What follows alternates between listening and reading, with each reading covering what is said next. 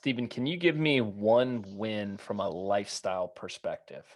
Not considering like the system changes and like the sales, just like what have you noticed in running the gym model that has contributed to some kind of freedom or mental, uh, almost like deposit in you as an owner is where my head's at. Yeah.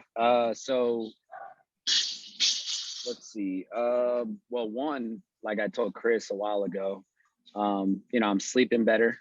I'm not worried about, you know, when that next client's gonna come or, where they're coming from. I'm basically communicating with, you know, potential leads almost every day, which is great for business. Um, Lifestyle win. I've actually pulled back on. We were open 7 days a week. There'd be times there'd be times where I walk in and nobody signed in. I'm like, why am I even setting my alarm if nobody's going to show up? So really just cut down Sundays, work Monday through Saturday, and I'm able to kind of enjoy, my time, my free time with, family or my significant other, and Perfect. able to kind of do other things too. I mean, it just, I have clients that just asked me to, hey, do you want to do a kind of like a mountain trail run walk type thing in Colorado in August? And I'm like, All yeah, let right. me see if we could, swing the dates. I mean, the revenue's there, the money's there. So I'm basically just trying to figure out if, do I shut down the gym? Do I, hopefully hire somebody at that time? What could I Yeah. do on those balances? But We'll dive um, into that. So, first problem, get your time back. So happy to hear that went yeah, from 7 days a week, six. I think that's one of the most memorable things that I realized in my career was getting my first like weekend off and then really feeling disconnected. Meaning like it's good to kind of place the business over here and not think about it because it opens up creativity, it opens up new thoughts, it opens up new energy. So yep. that's huge. So thank you for sharing that piece. I just want you guys to hear the benefit side of readjusting the structure, but um for the deposit of not just cash and like growth, but like this has to be a sustainable formula too. Because I've also seen gyms where they flood the gym with new members and money, but then like they're just burnt. Like they don't even want to do it anymore.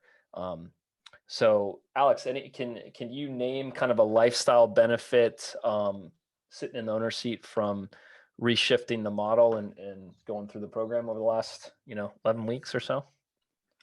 Yeah, I think the big thing for us, and this is like it was the shift from PT first to group onboarding. That was like the biggest shift in like floor hours and time spent inside the gym. And I was finding out that like I was in a place, especially right when I took over. So for those of you guys that don't know, like I'm a little over a year into actual gym ownership, and I was inside the gym on the floor for just really long periods of time, and I would try to accommodate and work with clients to get in their PT sessions to train them. And the shift now with the way we have the program set up with group onboarding and appointment setting, that shift of like you are on our time kind of thing and creating urgency about it, that part I've really enjoyed. So now I've in the shift works that we have set up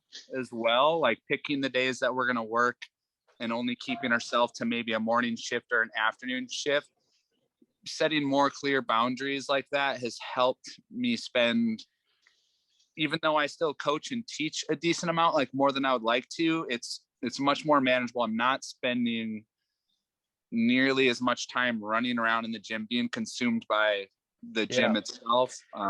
If you had to quantify it, and this is helpful for me research wise, like what do you think you were spending on the floor coaching and like you know, that aspect beforehand and now? Like, do you have any kind of idea of that Yeah. time change? Yeah.